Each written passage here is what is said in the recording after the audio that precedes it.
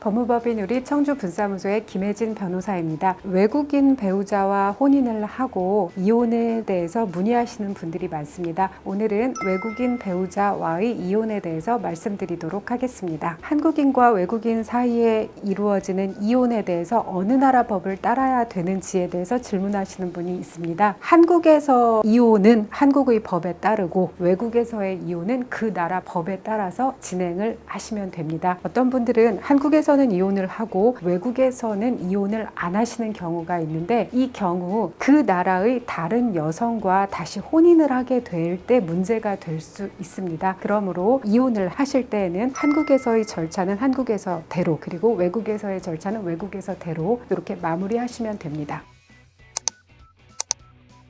외국인 배우자가 도망가거나 잠적했을 때 어떻게 이혼을 해야 되는지 질문하시는 분들이 계십니다. 동거 의무나 부양 의무를 불이행하는 배우자에 대해서는 이혼 소송을 제기하여 이혼 판결을 받으실 수가 있습니다. 배우자가 한국 내에서 함께 거주하다가 도망을 갔다면 거주하였던 곳 관할 법원에 이혼 소송을 제기하시면 됩니다. 그런데 배우자가 만약에 외국에서 이제 아예 입국하기를 거부하는 경우에 이혼을 하시는 분이라면 서울 가정법원으로 소송을 제기하여 판결을 받으셔야 합니다. 이혼 후에 외국인 배우자가 한국에서 계속 체류할 수 있는지에 대해서 문의하시는 분들이 계십니다. 외국인 배우자가 이혼을 했더라도 한국 배우자의 유책 사유로 이혼했음이 증명된다거나, 또는 한국 국적의 아이를 키워야 하는 상황이라거나, 또는 한국 국적의 아이를 계속 면접 교섭해야 하는 상황일 때에는 이 국내 체류가 가능합니다. 이러한 경우를 악용하는 사례를 종종 보아왔습니다. 이런 악용되는 사례에 내가 수단으로 이용되지 않도록 유념해 두셔야 할 것 같습니다.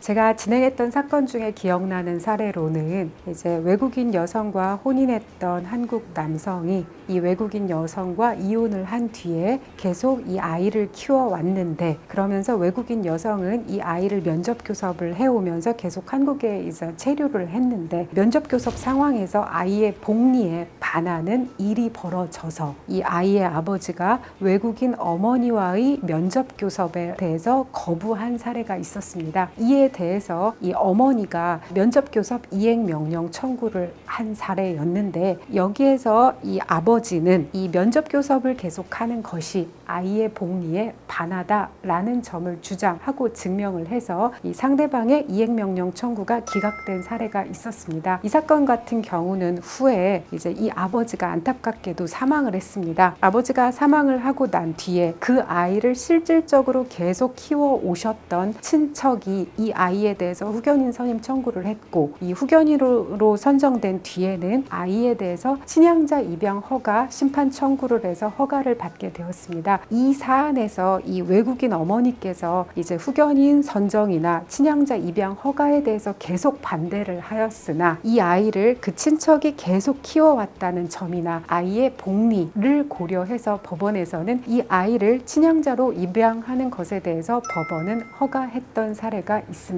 이 사건은 그 친척이 이 아이를 어려서부터 계속 지극정성으로 보살펴 왔다는 점이 증명되었기에 친양자 허가 결정을 받을 수 있었습니다.